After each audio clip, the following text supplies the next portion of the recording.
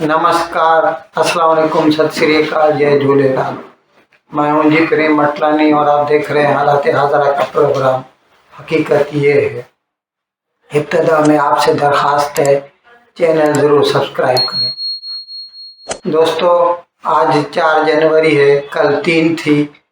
3 जनवरी 2020, 4 साल क़ब्ल ईरान का major general था कासिम सुलेमानी, जो कि कहते हैं कि आयतुल्ला अल खामनाई जो है, जो इस वक्त स्पिरिचुअल लीडर है ईरान का, उसके बाद उसकी चलती थी। सबसे ज़्यादा जो ताकतवर आदमी था उस वक्त, वो कासिम सुलेमानी मेजर जनरल था।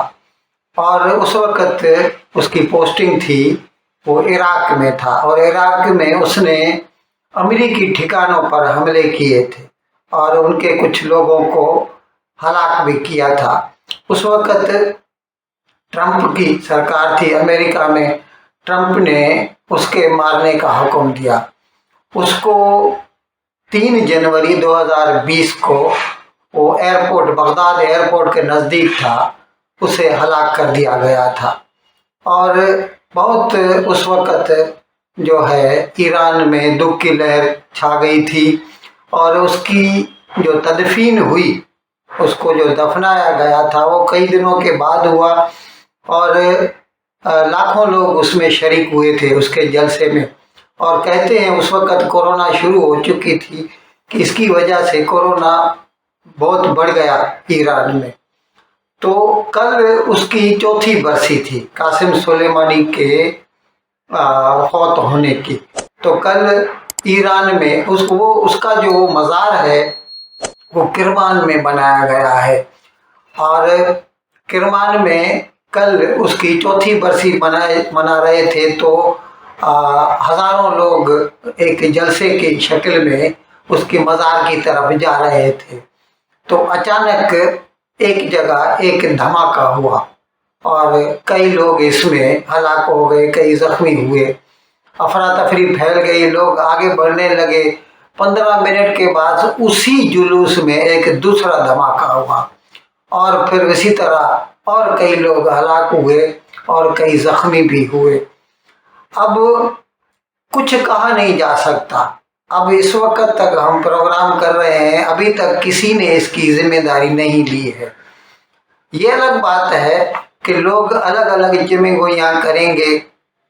कुछ लोग इसराइल को इसका जिम्मेदार बनाएंगे, कुछ लोग जो कुर्द बागी हैं, जिनके साथ हमेशा ईरान की चपकलश रहती ही है, उनकी तरफ कह सकते हैं कुछ लोग।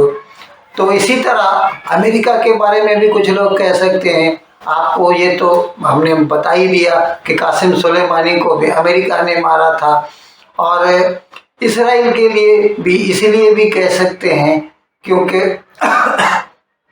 इसराइल, ये जो ईरान जो एटम बम बनाने की कोशिश कर रहा है और जिसकी वजह से ईरान के ऊपर अमेरिका और यूरोप की तरफ से पाबंदियां लगी हुई हैं, ये जो इस पे जो साइंसदान काम कर रहे हैं यूरेनियम इनरिचमेंट के लिए, ये ईरान को हकीकत में पाकिस्तान ने दिया है, ये यूरेनियम एनरिचमेंट प्लांट।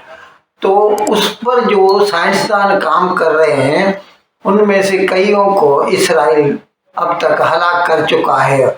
और इस सिलसिले में नवंबर 2021 की बात हम आपको बताएं कि उस वक्त इस प्लांट पर काम कर रहा उसका साइंसदान का नाम था मोहसिन फ़खरज़ादे।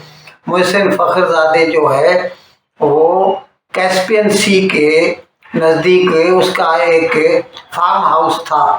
तो वो अपनी ड्यूटी से छुट्टी लेके जुमे के रोज़ जो है, वो जुमे के रोज़ छुट्टी होती है, वो अपनी कार में जा रहा था। उसके साथ थोड़ी बहुत सिक्योरिटी थी, लेकिन वो अपनी मर्जी करता था, ज़्यादा सिक्योरिटी नहीं लेता था। कहते हैं कि वो जो शाहराह जिस पे जा रहा था, उस पे रास्ते में एक निसान गाड़ी खड़ी हुई थी, ट्रक, पिकअप ट्रक यानी बोले। तो उसके पीछे जो खुला हिस्सा रहता है, उसके ऊपर तरपाल चढ़ी हुई थी। اب لوگ الگ الگ قسم کی تھیوریز دیتے ہیں۔ پہلے تو ایران نے یہ کہا کہ جب وہ اس کے نزدیک پہنچی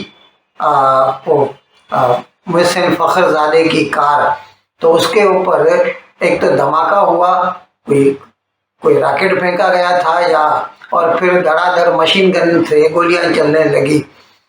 تو پہلے تو انہوں نے یہ کہا تھا جو اس کے سیکیورٹی والے تھے کہ کئی جو ایسے تھے، دہشت گرد کہہ سکتے ہیں ان کو، اب کون تھے وہ، خیر ایران نے تو کہا تھا یہ اسرائیل کا کام تھا، اسرائیل کے جو لوگ تھے تو انہوں نے بھائی گولیوں سے بوچھاڑ کر دی اس کے اوپر۔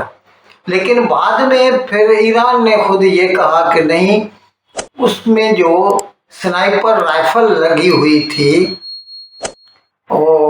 اس کو ریموٹ کنٹرول، اسرائیل اپنے گھر میں بیٹھ کر اس کو ریموٹ کنٹرول کر رہا تھا، اور اس نے وہیں پہ گھر میں بیٹھے بیٹھے محسن فخر زادے کو قتل کر دیا۔ اب خدا بہتر جانتا ہے کہ لوگوں نے ادھر مقابلہ کیا، اس کو مارا۔ خیر تو ہم آپ کو بتا رہے تھے کہ اسرائیل اور ایران کی دشمنی بہت پرانی ہے۔ ایران ہمیشہ بولتا رہتا ہے کہ اسرائیل کو زندہ رہنے کا حق نہیں ہے، ہم ایک ایک اسرائیلی کو مار کے اور میڈیٹرینین سی میں پھینک دیں گے۔ اور ابھی اسی لیے ابھی یہ جو حماس اور اسرائیل کی جنگ جاری ہے، جس کے بارے میں ہم نے کل بھی ایک پروگرام کیا، 7 اکتوبر سے یہ جنگ جاری ہے، 2 مہینے ہونے کو آئے ہیں۔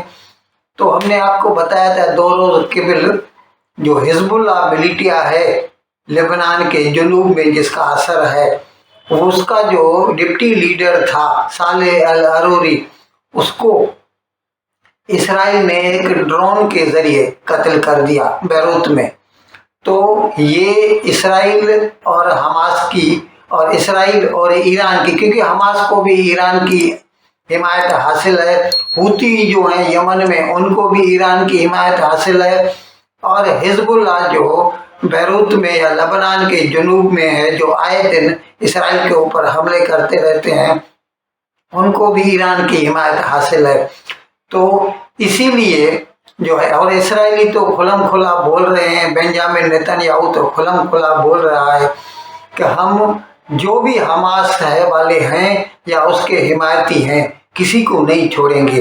لیکن اب یہ جو کل جو 2 دھماکے ہوئے ہیں، جس میں کہتے ہیں کہ 100 سے زیادہ لوگ ہلاک ہو چکے ہیں اور 200 کے قریب زخمی ہوئے ہیں، اور ہلاک ہونے والوں کی تعداد بڑھ سکتی ہے کیونکہ کچھ لوگ بہت زیادہ زخمی بھی ہوئے ہیں۔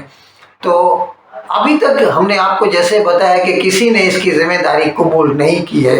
ہو سکتا ہے اسرائیل ہو سکتا ہے کرد ہو سکتا ہے جو سنی ملیٹیا ہے وہاں پر، کیونکہ حکومت وہاں پر شیعہ لوگوں کی ہے، تو کچھ سنی جو آرگنائزیشنز ہیں وہ بھی سرکار کے خلاف کام کرتے رہتے ہیں۔